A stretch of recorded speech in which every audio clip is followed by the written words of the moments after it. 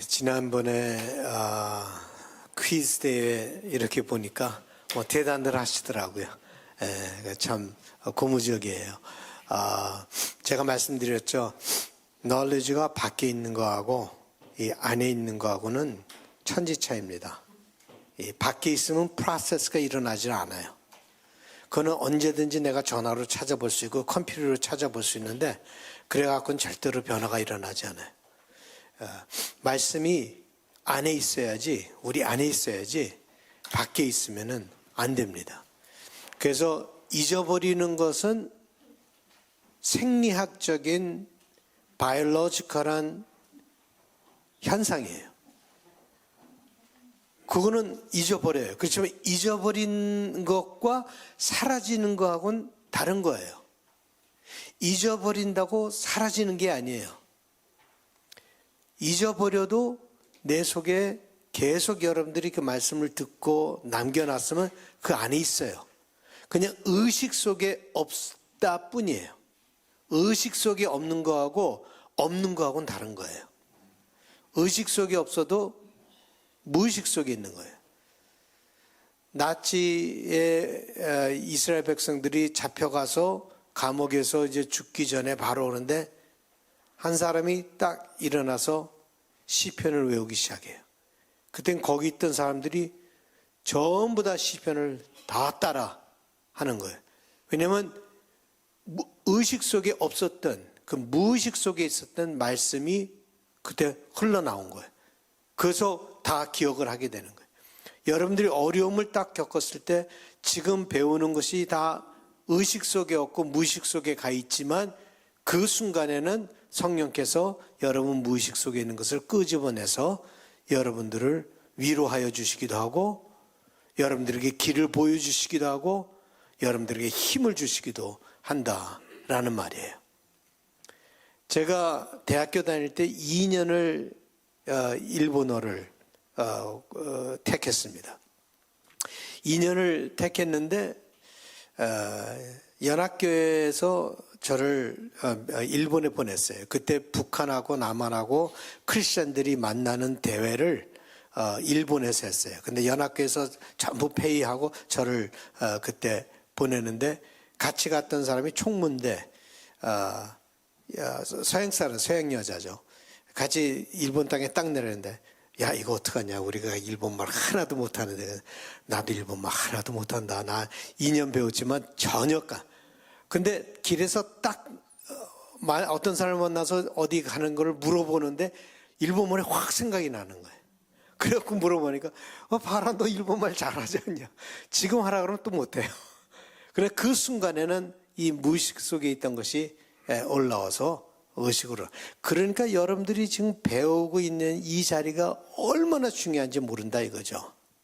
이것이 언제 어떻게 여러분들을 도우실지는 여러분 마음대로 하는 게 아니에요. 말씀이. 그래서 말씀은 살아있고 능력이 있어. 살아있다 그랬어요. 그러니까 이 세상의 지식은요, 내가 무기처럼 무기처럼 내가 사용하는 거죠. 내가 칼처럼 내가 알고 수학 문제를 풀고 공식을 갖고 하지만 하나님의 말씀은 내가 사용하는 것이 아니라 하나님의 말씀이 나를 사용하는 거예요. 내가 하나님 말씀을 사용하는 것이 아니라 하나님의 말씀이 나를 사용하는 거예요. 그러니까 하나님 말씀을 배워서 내가 이렇게 살아야겠다. 다 잘못된 거예요. 내가 하나님의 말씀을 배워서 내가 이렇게 살아야겠다. 일어나지가 않아요. 하나님의 말씀이 있으면 그 말씀이 이렇게 살게끔 도와주는 거예요. 그 차이를 알겠어요? 두 가지의 차이를 알겠어요? 내가 말씀을 사용해서 나 자신을 갖다 바꾸는 거하고 말씀이 나를 바꿔서 나를 사용하는 거하고 다른 천지 차이예요.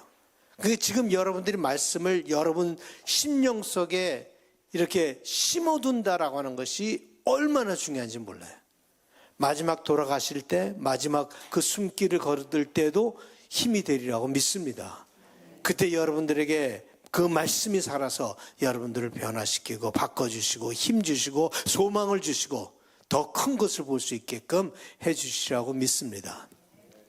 오늘 보니까 시간을 또 이렇게 바꿔서 이렇게 나오신 분들이 있어요. 아주 고무적이에요. 아주 좋아요.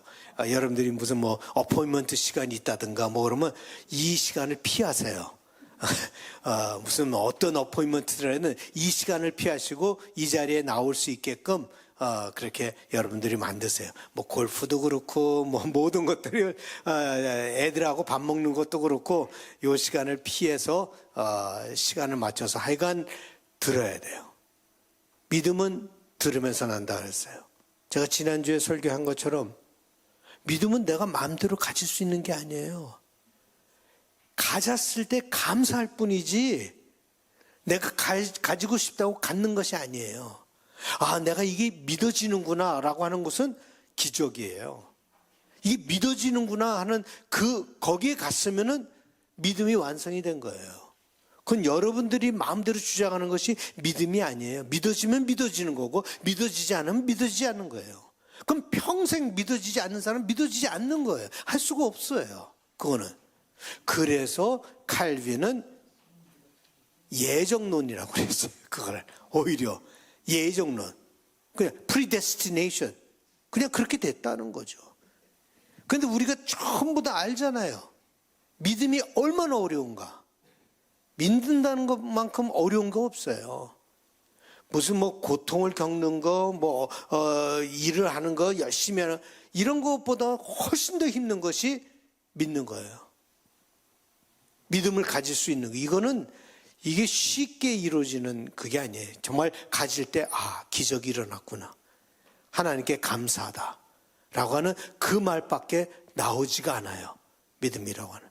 그러니까 이 자리가 얼마나 귀한 자리라고 하는 것을 생각하시면서 말씀에 임하시기 바랍니다. 오늘은 2차 전도여행이 끝났기 때문에 여러분들과 2차 전도여행을 그림처럼 한번 우리가 같이 복습을 해보려고 합니다. 그래서 그 지도 제일 처음 거 한번 꺼내 주시면은 우리가 거기서 보겠습니다. 자, 2차 전도 여행이 시작된 것이 1차 전도 여행을 하고 나서 예루살렘에 약간 문제가 있어서 예루살렘에 바울이 갔다가 와서 문제가 다 해결이 되고 이제 2차 전도 여행을 가고자 할 때 바나바와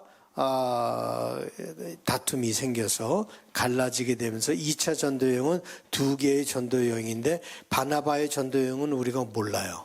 기록이 되어 있지 않기 때문에 어떻게 바나바가 전도를 했는지 알 수가 없어요. 그러나 바울의 전도는 우리가 알고 있죠. 그러면 바나바는 누구를 데리고 갔죠?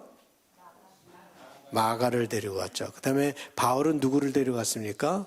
바울은 신라로 데려갔어요. 그래서 보면 말이에요. 분명히 넣었는데 여기 있어.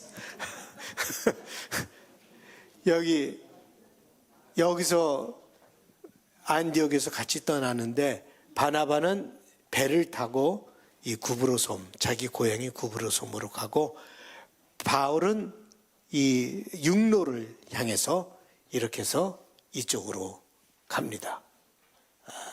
그것이 신라가 그때 예루살렘에서 내려와서 육로를 통하여서 루스드라와 이고니온 지역을 거쳐서 이쪽까지 가는데 이 루스드라의 중요한 사람이 누구죠? 그죠? 거기서 바로 디모데를 2차 선교하면서 2차 선교 여행 때 디모데를 만나게 되는 거예요. 디모데가 그러면서 평생 디모데가 바울과 같이 사역을 하고 동역을 하게 됩니다. 굉장히 힘이 된 사람입니다. 그 2차 선교 여행의 특징은 이제 로마 세계로 들어가는 거 하나하고 그다음에 또 하나는 이제 미래의 유럽 선교의 시작이었다라고 하는 것을 우리가 생각해 보게 됩니다.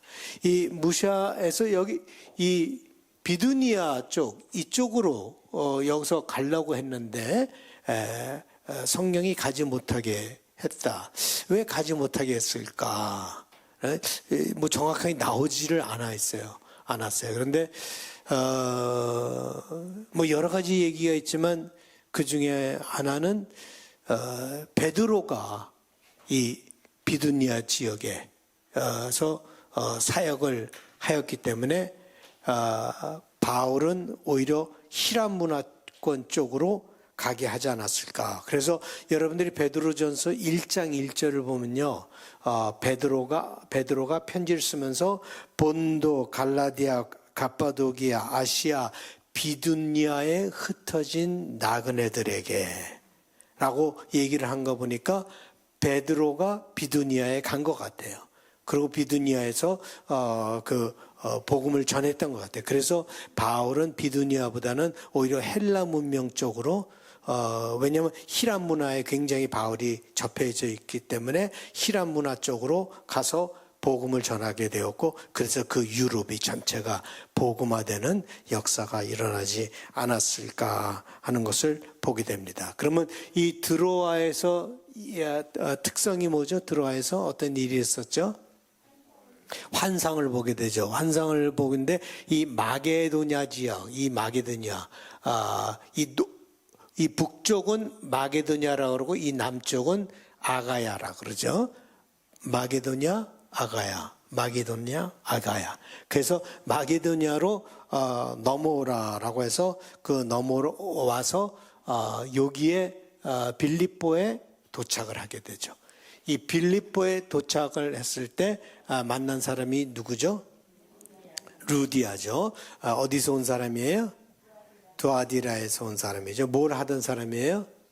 자조감을 장사를 했던 사람이죠. 그래서 유럽 선교를 시작한 사람이 바로 이 여인이에요. 유럽 선교의 시작에서 처음 바울에게 복음을 받고 유럽 선교가 시작된 것이 이 여인으로부터 유럽 선교가 시작되었다. 빌립보에서는 무슨 일이 일어나죠? 귀신 들린 여정을 고쳐주다가 문제가 생기죠. 그래서 감옥에 가게 되는데 감옥에서 지진이 일어나면서 간수가 변하는 일이 이 빌립보에서 일어난 거예요. 그죠? 그래서 간수와 그를 믿게 하고, 그 다음에 이 빌립보에서 아비볼리와 아볼로니아를 지나서 데살로니가라고 하는 곳으로 가게 되죠. 이 데살로니가의 특성은 뭐였어요?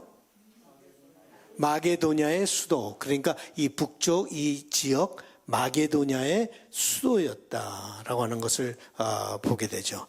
그런데 데살로니가 사람들은 좀 거칠었어요. 거칠어서 깡패들을 사용하여서 바울의 일행을 막 그거 하려고 하다가 나중에 바울을 잡아 가두려고 했는데 바울이 없으니까 누구를 갖다가 가둬놓죠? 야손을 거기다 대신 잡아가서 베일을 해서 보석금을 내고 나오게 되죠. 그래서 바울이 이 데살로니가에서 있다가 베레아라고 하는 곳에 갔는데, 베레아 사람들은 데살로니가 사람들에 비해서 어땠어요?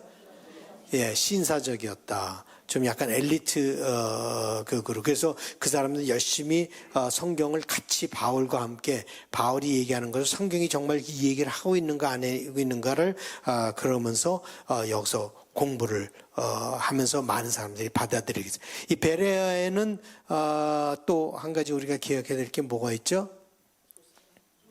그렇죠? 누구를 남겨두고 가죠? 실라와 디모데를 여기 베레아에다 남겨두고, 베레아에서 실라와 디모데는 더 선교를 해야 되기 때문에 거기에 남았고, 그 다음에 누가는 어디에 남았습니까? 누가는 빌립보에 남았어요. 그냥 빌립보에 남아 있었어요. 왜냐하면 빌립보까지 갈 때까지는 우리라고 하는 그걸 썼지만, 빌립보 다음서부터는 우리라고 하는 표현을 쓰지 않고 21장에 가면 다시 우리라고 하는 표현이 나와요. 그러니까 누가가 다시 조인했단 말이에요. 우리라고 하는 표현을 쓴 거면 21장에 가면 다시 그가 조인을 하게 되었다라고 하는 것을 보게 됩니다. 그다음에 아데네는 여기서 아덴으로 가게 되는데요. 상당히 먼 길인데 아데네는 이 베레아에 있는 믿는 사람들이 데리고 마중에서 아데네로 가지만 결국 바울은 혼자 가게 되는 거예요. 그 사람들은 데려다만 주고 그냥 돌아갔고 바울은 아덴에서 그 복음을 전하게 되는데 아덴의 특징은 뭐였습니까? 바울이 이렇게 보니까 뭐가 보였어요? 종교심은 많은데 하나님을 모르고 있었다라고 하는 것을 보게 되고 이 아덴이라고 하는 곳에 가서 세 개의 학문을 접하게 되는 거죠. 그 두 가지 학문이 뭐예요? 에피크로스와 스토아, 이 두 가지 아주 굵직한 그런 학파들을 만나서 논쟁을 하게 되고 그래서 아주 철학의 꽃이라 그럴까요? 철학의 가장 높은 경지에 있는 사람들을 만나서 바울이 그들과 대면하는데 바울이 충분히 할 수가 있을 정도로 학식이 있었어요. 바울에게는. 그래서 바울을 다른 제자들은 할 수가 없는 일이에요.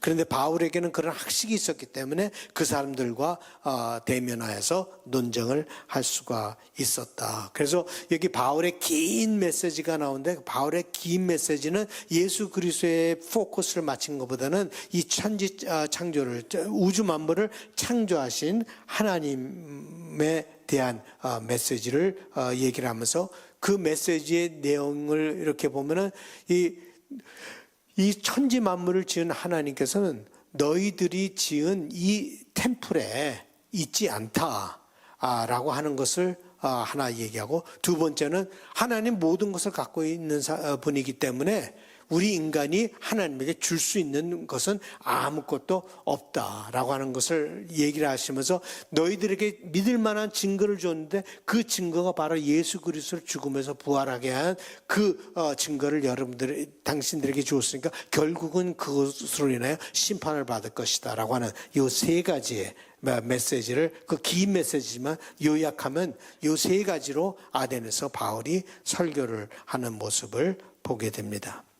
그래서 이 아덴을 떠나서 이제 고린도로 가게 되죠. 고린도의 특징은 뭡니까? 아가야의 수도였죠. 수도였고 또 지리상으로 어떤 게 있습니까? 지협도시였어요. 지협도시. 지협이라고 하는 것은 긴 땅, 바다와 바다 사이에 있는 긴 땅. 그래서 제가 운하도 보여줘서 큰 애를 보여드렸잖아요. 그래서 그게 고린도예요. 고린도는 지협 도시였다라고 하는 것을 보게 되고 이 데살로니가는 어디의 수도예요? 마게도니아의 수도. 고린도는 아가야의 수도. 이 사우스를 아가야라고 합니다. 이 고린도에서 만난 사람들 중에 중요한 사람들이 누굽니까? 아굴라와 브리스길라. 이 사람들은 어디서 왔어요? 로마에서 온 유대인들이죠. 그렇지만 원래 태어난 곳은 본도라고 하는 곳에서 태어나서 로마로 갔다가 로마에서 그 다음에 고린도로 오게 되었다. 그래서 바울은 거기서 이 사람들이 같은 텐트 만드는 그런 일들을 했기 때문에 바울은 일을 해요. 그 사람들과 같이. 동역을 하면서 가르치고 안식일엔 가서 가르치고 동역을 같이 하다가 그 다음에 누가 글로 조인을 하게 되죠? 실라와 디모데가 같이 조인하게 되죠. 실라와 디모데가 그곳에 와서 같이. 그 전에 어디 있었어요? 마게도니아 베레아에 남겨두고 아까 조금 전에 했죠. 마게도니아가 베레아가 마게도니아에 있는 거니까 베레아에 남겨둔 거였는데 그 사람들이 일을 마치고 그 다음에 고린도로 와서 조인하게 돼요. 조인하면서 바울이 그 다음부터는 텐트 메이킹을 하지 않아요. 온전히 말씀 가르치는 것만 전념을 하면서, 왜냐하면 돈을 가져왔기 때문에 그 디모데와 실라가 그 빌립보 교회나 이런 데서 그 헌금을 받아서 왔기 때문에 일을 안 하고 그때부터는 말씀만 가르치는 일을 해서 거기서 1년 6개월을 지나게 되는데, 1년 6개월을 지나게 되는 게, 거기서 또 고린도에서 우리가 생각해 볼 거 뭐가 있습니까? 예? 예, 데살로니가서를 썼고 아주 좋아요. 또 고린도에서 바울이 굉장히 힘들었던 것 같아요. 사역을 하면서 반대를 하는 거예요. 그래서 이제 나는 너희들을 떠난다. 그런데 거기서 바로 뭐를 보죠? 환상을 또 보게 되죠. 바울이 고린도에서 환상을 보게 되면서 하나님께서 계속 사역을 해라. 내가 너와 함께 있을 것이다. 그래서 1년 6개월이라고 하는 긴 시간을 거기서 그 환상을 보고 있게 되죠. 그 다음에 거의 끝날 때쯤에 어디로 가게 되죠? 갱그리아예요. 여기 이 갱그리아는 고린도에서 굉장히 가까운 곳이에요. 그 갱그리아 이 남쪽에 있는 이 포트가 2개 있었거든요. 고린도에 그 항구 도시가 2개가 있어요. 하나는 북쪽, 하나는 남쪽에. 북쪽은 북쪽으로 가게 되고 남쪽은 남쪽으로 가게 되는 그 항구 도시가 있었는데, 그 갱그리아에서 뭐를 하죠? 머리를 깎아요. 머리를 깎았다는 말은 무슨 말이에요? 뭐 중이 됐다는 말이 아니에요. 머리 깎았다는 그 반대죠. 이 서원을 하면 머리를 기르죠. 머리를 기르는데 이제 서원을 끝낸 거죠. 사역을 어느 정도 마무리 지었다라고 우리가 볼 수 있겠고요. 이 갱그리아에서 또 우리가 기억해야 될 사람이 누굽니까? 베베죠. 베베가 뭘 했어요? 로마서를 가지고 바울의 로마서를 가지고 로마로 가서 그것을 전하는 그런 훌륭한 일을 했던 사람이었다라고 하는 것을 보게 됩니다. 자, 그리고 또 고린도에서 갈리오라고 하는 아가야의 총독을 만나는데 그 사람이 중립을 지키게 되죠. 그래서 여기서 그 다음에 바울이 에베소로 왔다가 에베소에서 사역을 얼마 오래 합니까? 아니죠. 사람들이 더 오래 있으라 그랬는데 있지 않고 그냥 떠나죠. 그러면서 쭉 여기서 배를 타고 가이사랴로 오죠. 가이사랴로 와갖고 예루살렘에 올라가요. 예루살렘에 올라갔다가 그 다음에 다시 안디옥, 수리아 안디옥으로 가서 조금 쉬게 되죠. 그것이 이제 오늘부터 우리가 공부할 내용입니다. 우리 찬양 하나 하죠. 작은 불꽃 하나가. 작은 불꽃이 되시기를 바랍니다. 그래서 그것이 큰 불을 일으키는 그런 여러분의 작은 불꽃이 되기를 바랍니다. 제가 이렇게 여러분들하고 대화를 해보니까 거의 그림으로 온 것 같아요. 아주 좋아요. 그림으로 갖고 있는 게 중요해요. 어떻게 움직였고 어떤 일이 일어났고 어떤 사역들이 일어났으며 뭐 정확하게 시간이 지나가면 뭐 어디서 뭘 했는지 기억이 안 나겠죠. 그래서 여러분들이 노력하면 노력할수록 더 기억은 남아있을 거예요. 그것이 더 깊이 들어가요. 이 의식에서 무의식으로 들어가는 건요, 반복이에요. 그 반복으로만 들어가요. 여러분들이 누구를 미워하면은 처음에는 의식에 있어요. 그게. 그런데 오랫동안 미워하면요, 그것이 무의식으로 들어가요. 그럼 자다가도 나타나고, 예? 생각만 해도 막 부들부들 떨리고, 예. 그런 거는 무의식 속으로 들어가기 때문에 그래. 그래서 의식에서 무의식으로 들어가려면은 여러분들이 반복을 해야 되는데, 그런 하나의 말씀도 계속 반복을 하면 그 무의식 속에서 하나님의 말씀이 있겠죠.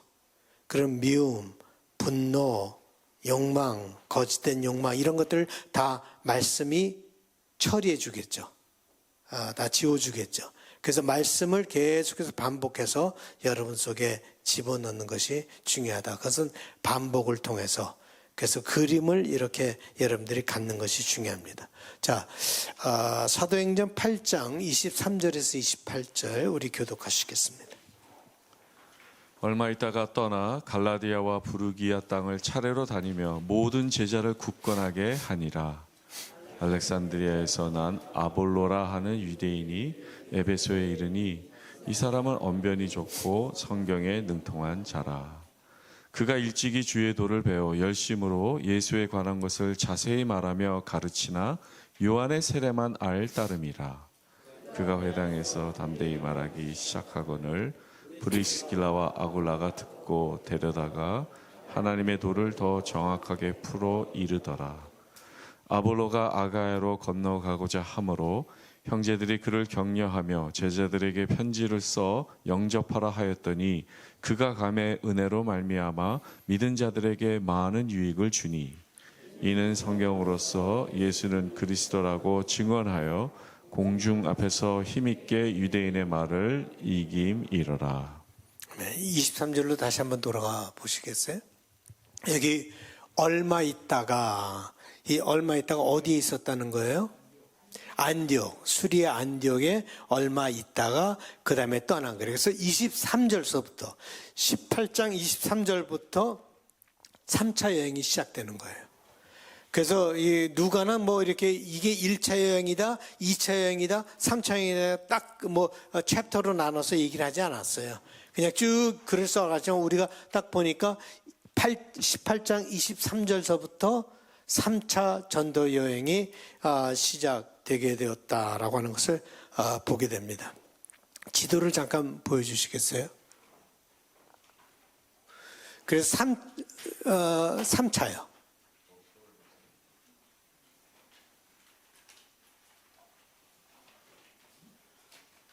예, 3차 전도 여행은 여기 뭐 내용이 잠깐 쓰여져 있지만 여기서 이제 안디옥에서 이렇게 해서 떠난 거예요.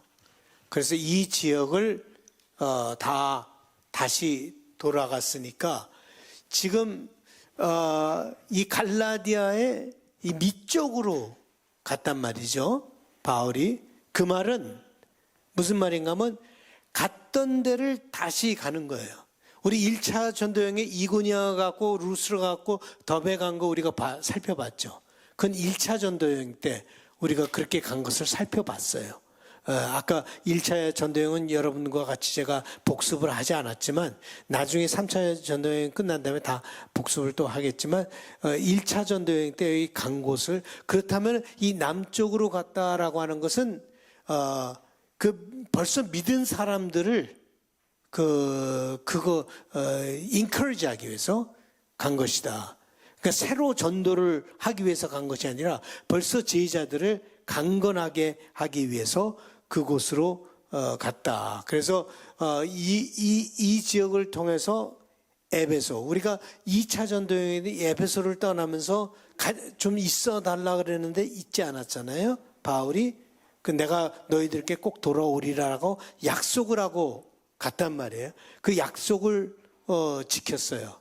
그래서 바울이 이 3차 전도여행은 많은 시간이 이 에베소에서 보내게 된다라고 하는 것을 여러분들이 보게 될 것입니다.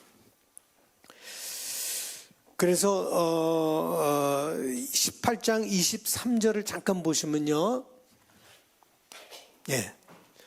그게 됐어요. 조금 전에. 이 모든 제자를 굳건하게 하니라라고 얘기를 했어요. 그러니까 새로 3차 전도여행은 새로 복음을 전하기 위한 것이 아니라 있는 제자들을 더 굳건하게 하기 위해서 간 것이다라고 하는 것을 보게 됩니다.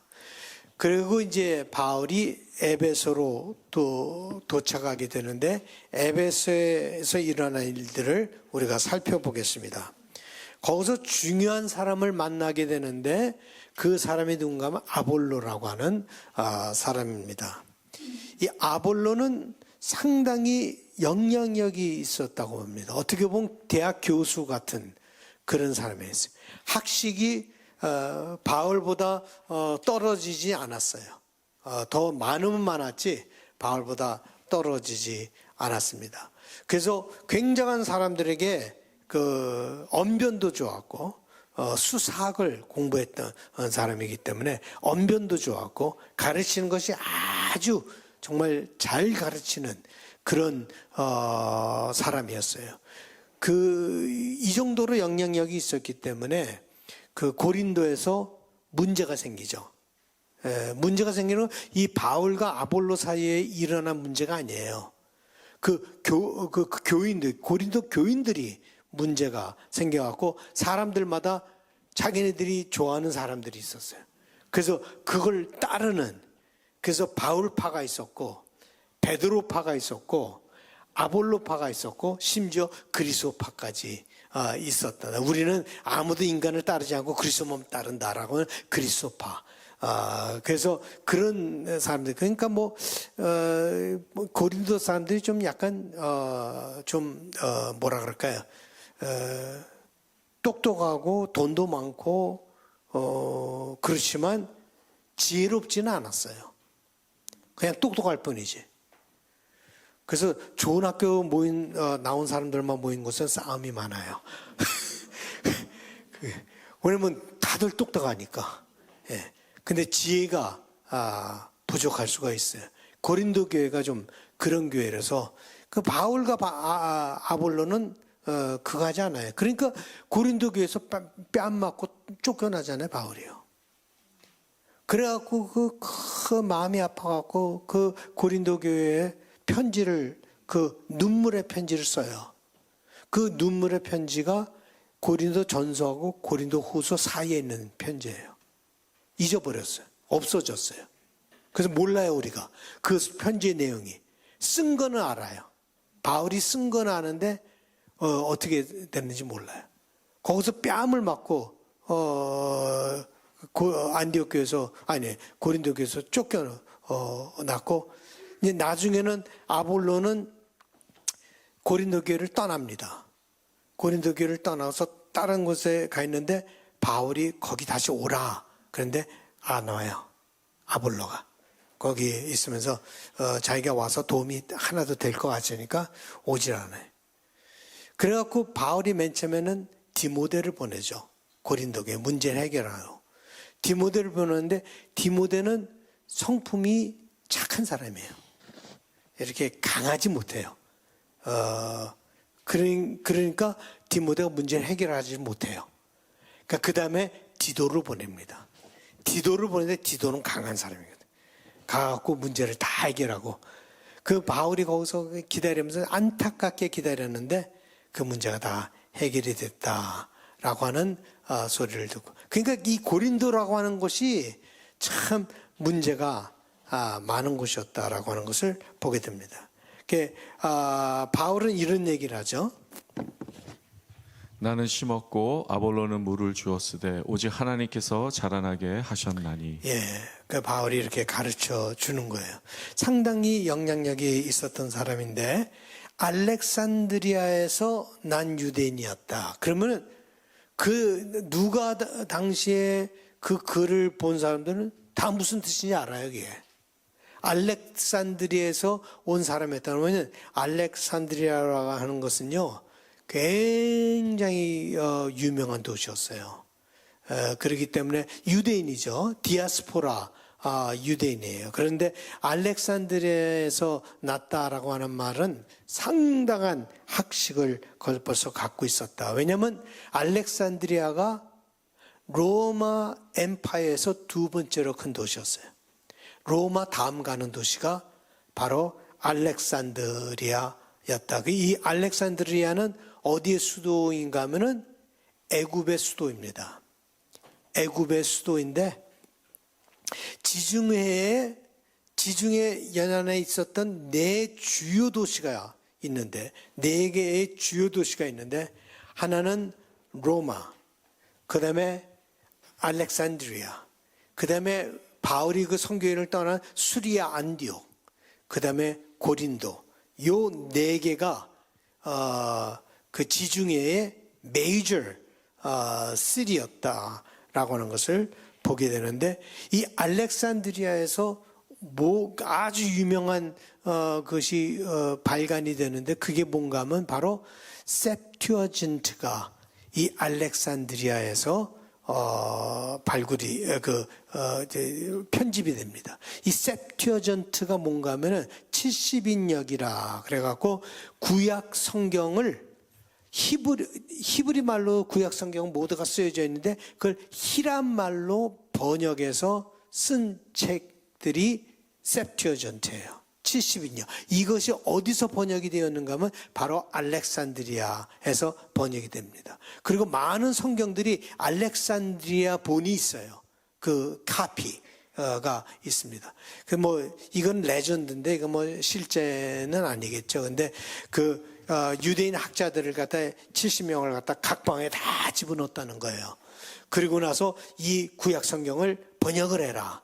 그래갖고 이 사람들이 전부 다 히람 말로 번역을 했는데, 나중에 갖고 나와 보니까 전부 다 똑같이 번역을 했다라고 하는 레전드가 있어요. 그냥 하나의 레전드죠. 레전드가 뭐죠, 한국말로? 전설과 같은 그런 얘기가 있습니다. 아볼로는 많은 학식을 갖고 있었고, 특히 성경에 대한 해박한 지식을 갖고 있었습니다. 누가는 그에 대해서 말하면서 성경에 능통한 자다. 얼마나 성경을 많이 알았으면 그런 표현을 쓸까요? 성경에 능통한 자다라고 말하고 있습니다. 물론 여기서 성경은 무슨 성경을 얘기하고 있어요? 구약 성경을 얘기하고 있죠. 그런데 누가는 여기서 얘기를 한 게, 성경을 많이 알기는 아는데 부족한 면이 있다 라고 하는 것을 얘기를 하죠. 주의 도를 배워서 예수에 대해서 자세히 가르치기는 가르치는데, 오직 요한의 세례만 알고 있었다. 그걸 보면 그 당시가 지금 같지 않구나 라고 하는 것은, 지금은 요한의 세례란 게 있나요? 지금 무슨 요한을 따른 사람이 있나요?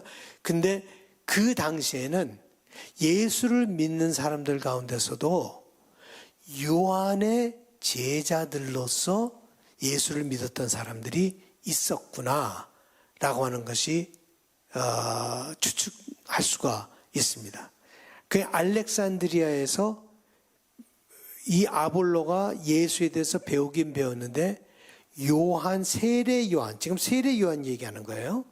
세례 요한의 그런 것만 들었지, 이 사도들의 그 영향력을 받지는 못한다. 그러면 그건 기독교가 두 가지로 이렇게 되는데, 커다란 줄기가 이 사도들로 인하여서, 12사도들로 해서 계속되는 그런 줄기가 있는가 하면 그 요한의 제자들로서. 왜냐면 사도들이 전부 다 거의 다가 다 누구였어요? 세례 요한의 제자였어요. 원래 시작이 세례 요한의 제자였어요. 세례 요한을 따르던 사람들이 예수를 보고 이제 예수를 따르게 된 거예요.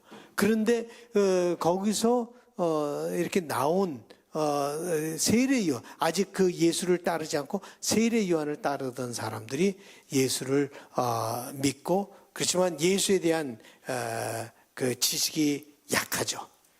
그리고 세례도 예수 그리스도의 세례를 받았다기보다는 세례 요한의 세례인데, 세례 요한의 세례는 회개의 세례였다라고 지금 누가는 얘기를 하고 있는 것이죠.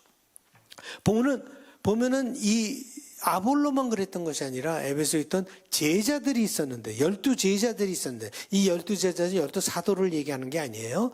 12제자들이 있었는데, 이게 제자들이라는 게 무슨 뜻인가, 이게 확실치가 않아요.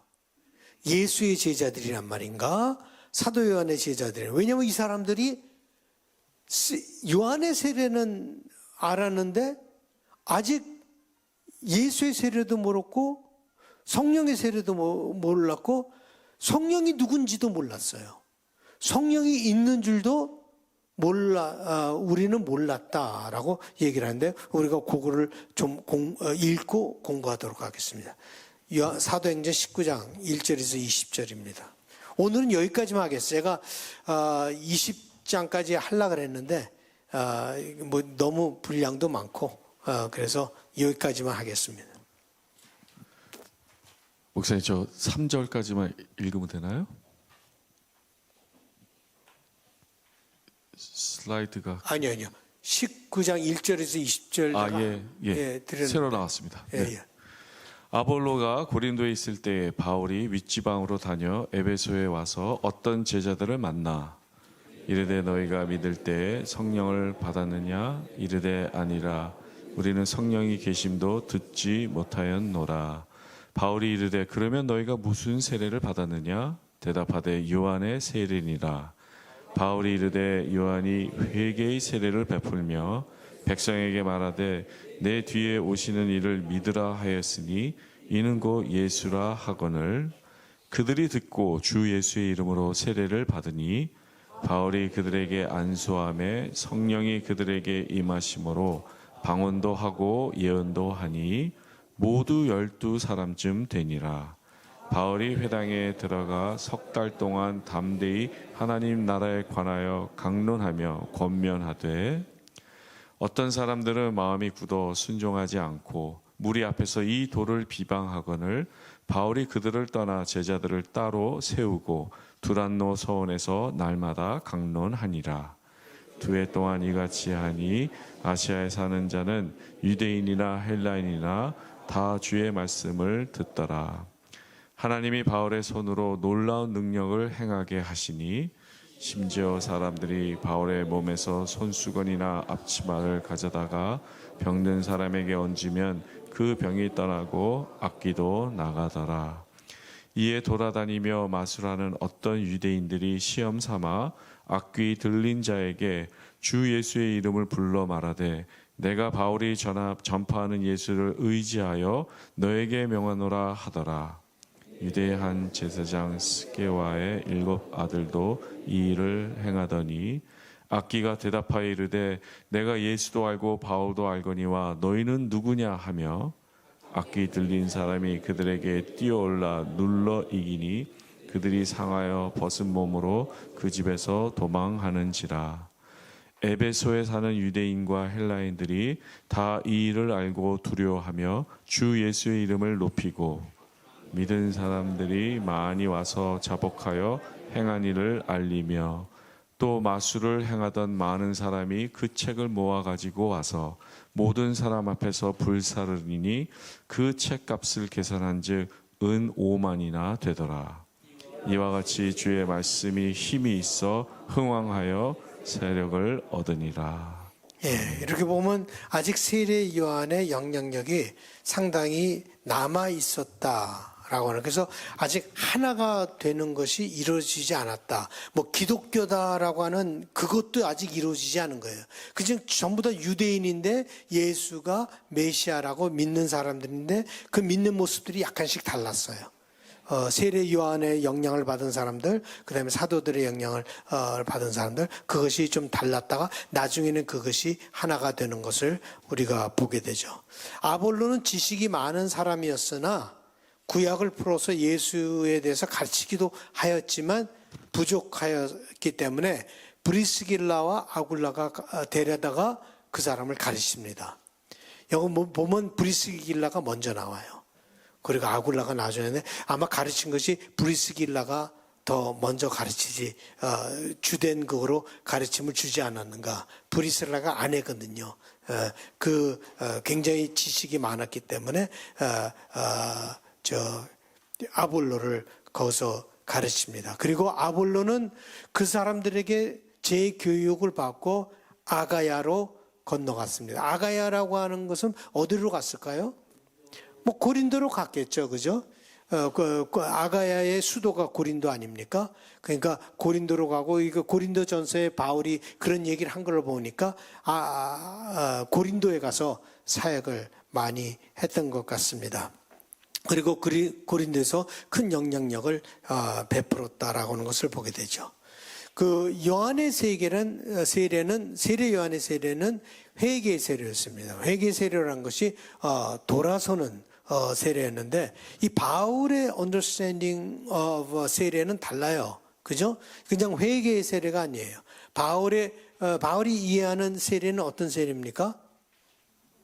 세례라는 것이 아주 간단히 얘기하면 뭐예요? 바울에게 있어서 거듭남.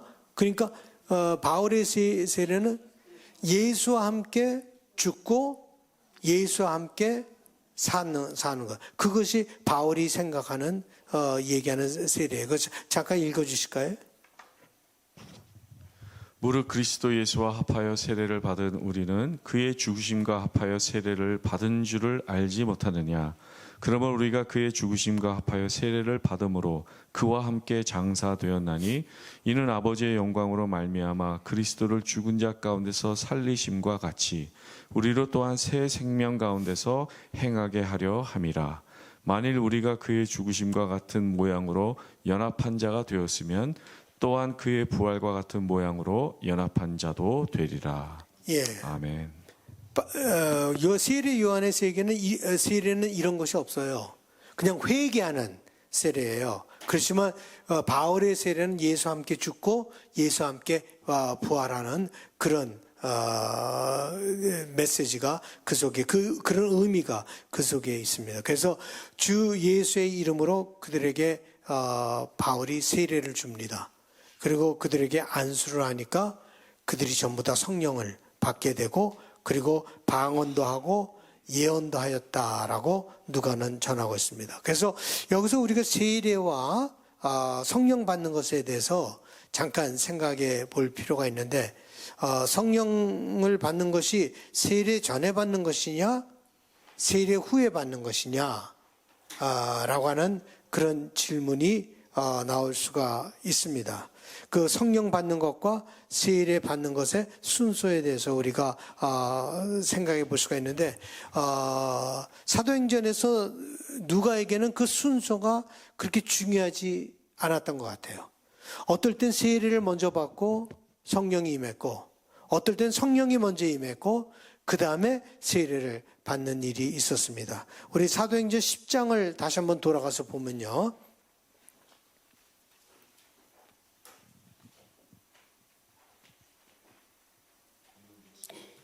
10장 44절 48절이요.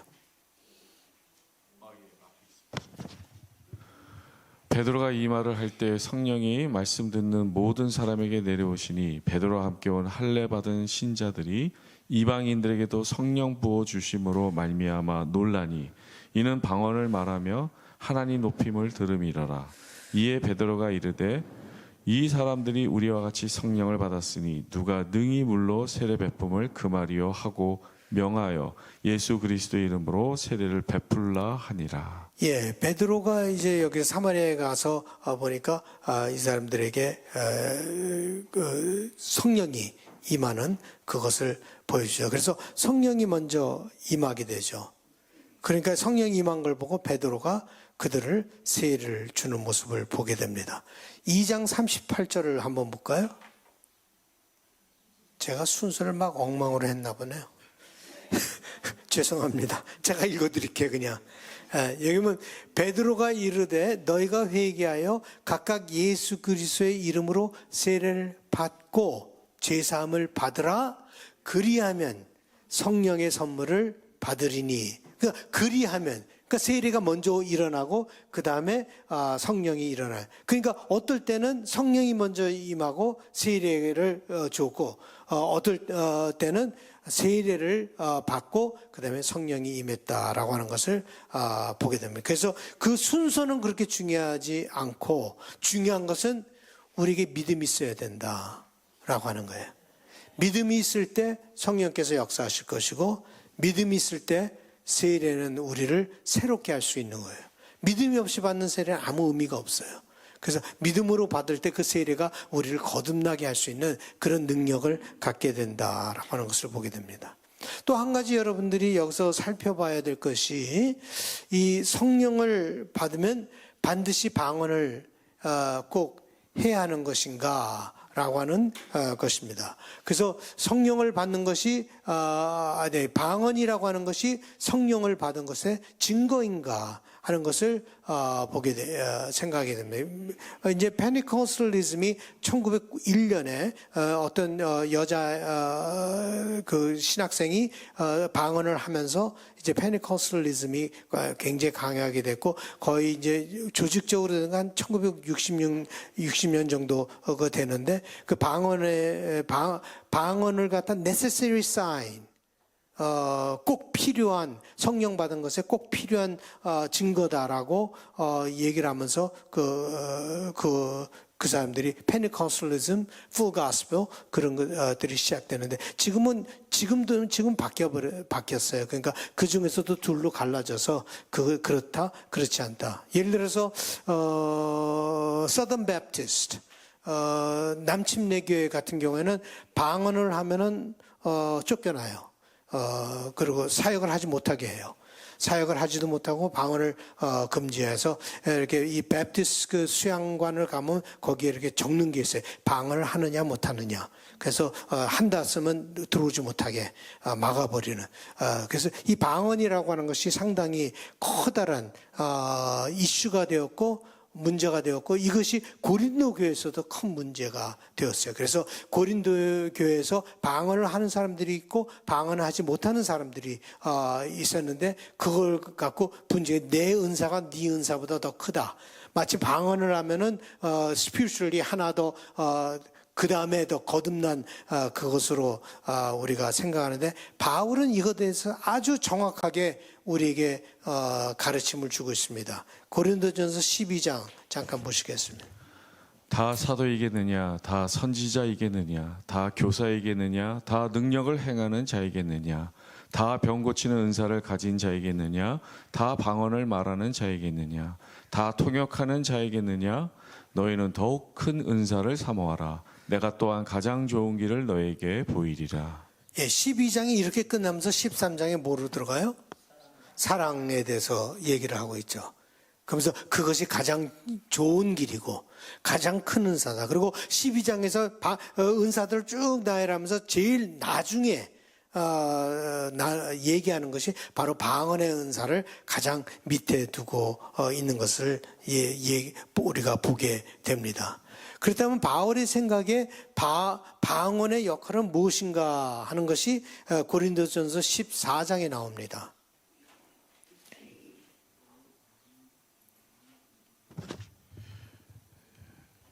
그러므로 방언은 믿는 자들을 위하지 아니하고 믿지 아니한 자들을 위하는 표적이나 예언은 믿지 아니하는 자들을 위하지 않고 믿는 자들을 위함이니라. 예, 그 방언이라고 하는 것은 믿지 아니하는 자들에게 하나의 하나님의 계시는 것을 visibly 보여주기 위해서 필요한 것이지만 예언이라고 여기서 예언은 설교를 얘기하고 있습니다. 설교는 예언은 믿는 자들을 위해서 있는 것이다라고 얘기를 합니다.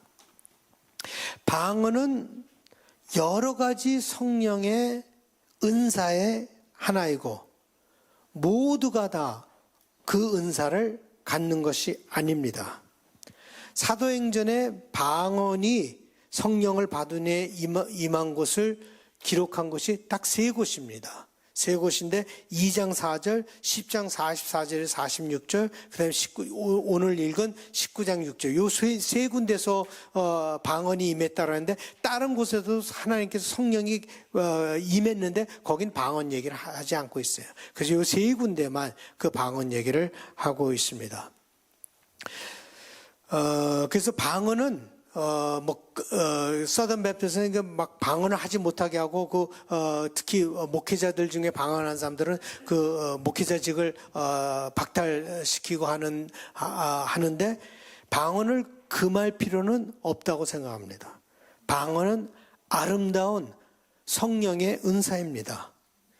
자기 자신을 위해서 아주 덕이 되는 은사이고 통역이 함께 간다면은 방언의 통역을 할 수 있는 은사가 함께 자기가 있다던가 아니면 다른 사람들에게 있다면은 그것이 다른 사람에게도 큰 도움이 되지만 자기가 혼자 기도하는데도 방언은 아주 도움이 되는 아름다운 성령의 은사 중에 하나지만 모두가 다 방언을 해야 된다라고 하는 그 성령의 necessary sign이라고 하는 건 잘못된 거예요.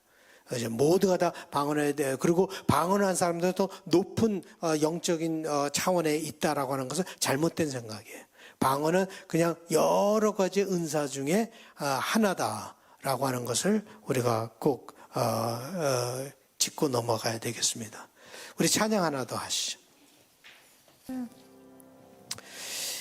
여기서 제자들이라고 했는데 정확하게 무슨 의미로 누가가 이들을 제자라 그랬는지 확실치 않습니다. 왜냐하면 이 사람들은 아직 성령이 무엇인지도 몰랐던 처음 들어보는 사람들인데 세례 요한의 제자라는 뜻인지 아니면 예수의 제자라는 뜻인지 확실치 않습니다.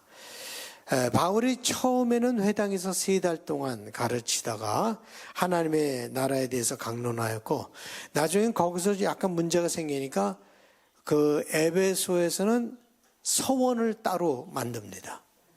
그 서원이 바로 두란노 서원이다. 두란노라고 하는 그 집을 갖고 있는 사람의 이름인지 아니면 그 지역 이름인지 그 두란노 서원이다라고 해서 거기서 2년을 가르칩니다. 그런데 오전 11시부터 오후 4시까지 매일 가르쳤어요. 보통 그때가 시에스타 해갖고 일 안 하는 데예요. 거기는 자는 시간인데 바울은 그 시간에 사람들에게 복음을 가르쳐요. 왜 우리가 어떻게 아냐? 11시부터 4시까지 가르친 걸 어떻게 아냐? 하면 웨스턴 텍스트라고 있어요. 그러니까 이 지금 바울 서신의 오리지널 텍스트는 아무데도 없어요. 사라져 버렸어요. 우리가 갖고 있는 것은 복사판이에요. 카피. 왜냐하면 성경이 쓰여지면은 바로 거기에 대해서 복사를 했어요. 그 복사한 거를 또 복사를 하고 그 이제 복사가 끝나면 또 복사를 하고 그 복사를 한 것이 여러 가지가 있는데 뭐 첫 번째 복사판도 없고 한 두세 그 나중에 나온 그 웨스턴 복사판에 보면은 그 웨스턴 텍스트라고 하는데 거기서 5th hour서부터 10th hour까지 했다라고 하는 것이 그 성경에는 있어요. 그 복사판에는 우리가 갖고 있는 보통 우리가 쓰는 그 복사판에는 없는데 그 복사판에는 10th hour라는 게 유대인들 6시부터 그걸 시작하거든요. 그러니까 이거 매라 그랬죠. 5th hour서부터 시작했으니까 6시부터 시작하니까 11 o'clock. 아침 11시부터 10th hour는 오후 4시가 되는 거예요. 16, 그러니까 오후 4시가 되는 거예요. 그래서 그 복사본에는 적혀 있기 때문에 most likely 바울이 오전 11시부터 오후 4시까지 거기서 가르치지 않았을까라는 것을 생각하게 됩니다. 바울이 특별히 이 에베소에서는요, 말씀뿐만 아니라 기적들이 일어났어요. 바울의 몸에서 손수건이나 앞치마를 가져다가 병든 자에게 놓으니까 악기가 쫓겨나고 고침이 일어나요. 뭐 바울이 왜 앞치마를 쿠킹을 하셨나라고 하는데 most likely 바울이 그 텐트 메이킹 하면서 그 가죽 앞치마를 두르고 아마 한 거를 얘기하지 않는가. 또 어떤 사람들은 얘기하기를 바울의 혁대다라고 해석을 하는 사람들도 있어요. 그렇지만 뭐 앞치마로 나왔으니까 그렇게 우리가 보게 됩니다. 어떤 사람들은 이 놀라운 바울의 능력이 막 일어나니까 이것이 무슨 뭐 기술인 줄 알았어요. 그 당시에는 마술이 굉장히 많았거든요. 마술이 많으니까 이 주문이란 게 있어요. 주문뿐만 아니라 그 사람들은 우리나라랑 똑같아요. 부적을 만들었어요. 부적을 만들어 갖고는 차고 다녔어요. 그 부적을 갖고는 근력이 생긴다. 그래서 부적들을 하고 또 특별한 어떤 언어를 사용을 하면은 그러면 고침이 일어난다. 그래갖고 바울이 전하는 예수의 이름으로 자기네들이 예수 알지도 못하면서 바울이 전하는 예수의 이름으로 그러다 악귀에게 쫓겨나는 그래서 빨개 벗고 도망가는 그런 일도 일어났는데 악귀들이 다 알죠. 이 사람이 정말 예수의 영이 있는지 없는지 영의 세계니까 다 알게 되는 이 비슷한 얘기가 언제 일어났죠? 사마리아에서 베드로와 요한이 그 성령을 그러니까 누구예요?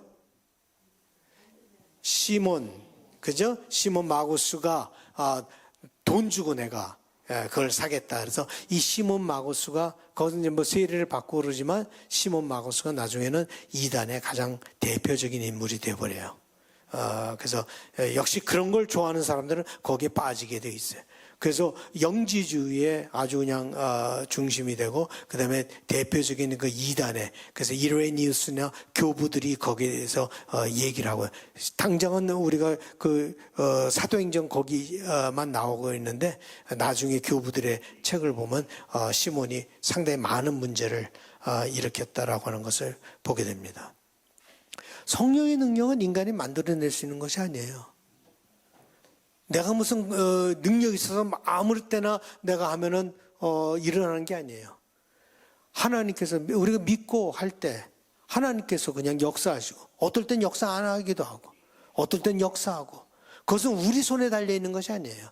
내가 주문을 제대로 외운다고 해서 이루어지는 것도 아니에요. 어떨 땐 놀라운 역사가 일어나요. 여러분들의 기도도 어떨 땐 굉장히 파워풀하게 일어날 수도 있어요. 힐링도 나기도 하고 일어날 수 있고 제가 카자흐스탄에 가서 했던 얘기들도 다 여러분들에게 들려준 것처럼 그 기적이 일어나기도 하고 그 치유가 일어나기도 하는데 이 사람은 자기가 돈을 주고 그 기술을 배워서 자기가 컨트롤하려고 해요. 벌써 처음부터 잘못된 거예요. 성령의 역사는 내가 성령의 역사함에 컨트롤 돼야지 내가 성령을 마음대로 컨트롤하는 그런 태도를 가지고 우리가 사역을 한 건 벌써 거짓말이에요, 건다. 그러니까 그 성령께서 역사하시는 모습을 우리가 봐야 되겠다. 이런 이후로 소문이 자자하게 났고 마술을 행하던 사람들이 회개를 하고 자기들이 갖고 있던 모든 마술책이 무지하게 많았어요. 마술책을 가져다가 다 불태워버립니다.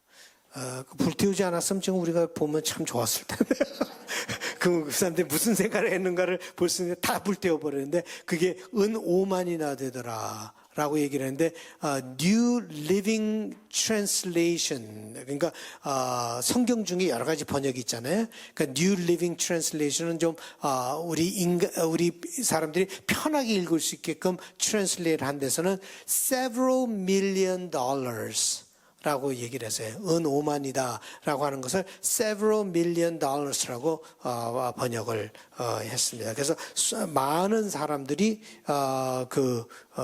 많은 돈을 자기네 참 아까운 거 아니에요. 이전에 어디죠? 빌립보에 갔을 때는 자기네들이 장사 귀신 들린 여종 하나 때문에 점치는 애 때문에 돈을 많이 벌어갖고 바울이 그를 고쳐주니까 그 공격을 했는데 지금 여기서는 에베소는 자기 비즈니스 그 마술 책들을 전부 다 갖다 놓고 회개하고 불사를 하고 막 이런 그러니까 돈이 several million dollars를 그냥 희생하더라도 예수를 믿는 것이 더 좋은 거예요. 그래서 막 그런 일이 일어나는데 이게 오래 가지는 않죠.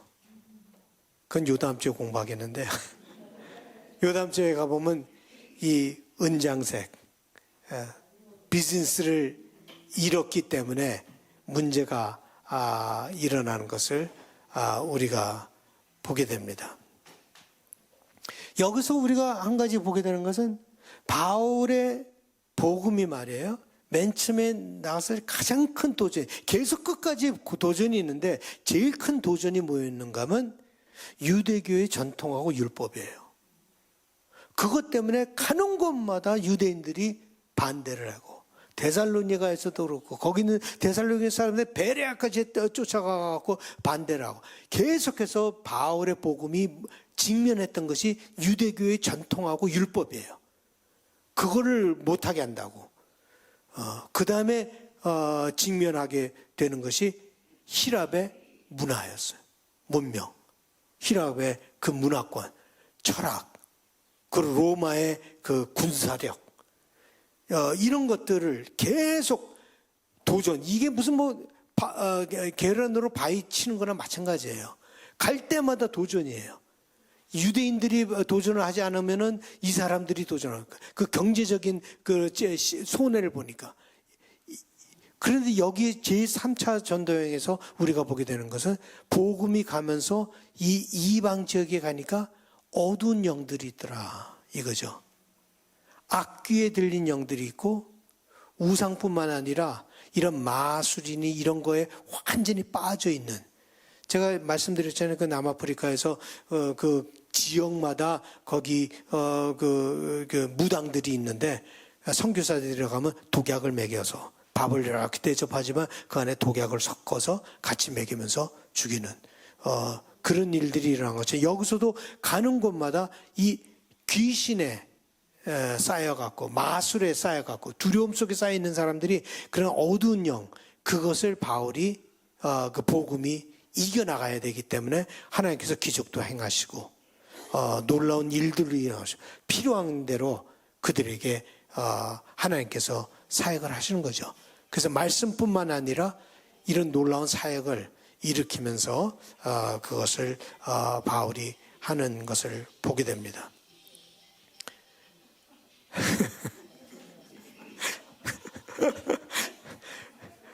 그래서 오늘 우리가 공부한 거에 결론은 이런 일들이 확 일어나서 결론이 뭔가 하면 19장 20절이에요. 목사님 읽어주시죠. 19장 20절. 이와 같이 주의 말씀이 힘이 있어 흥왕하여 세력을 얻으니라. 예. 누가는 바울이 대단한 일을 하더라가 아니었어요. 이와 같이 주의 말씀이 힘이 있어서 흥왕하여 세력을 얻으니라. 예. 바울에게 초점이 가 있는 것이 아니라 하나님 말씀에 초점이 가 있는 것을 보게 됩니다.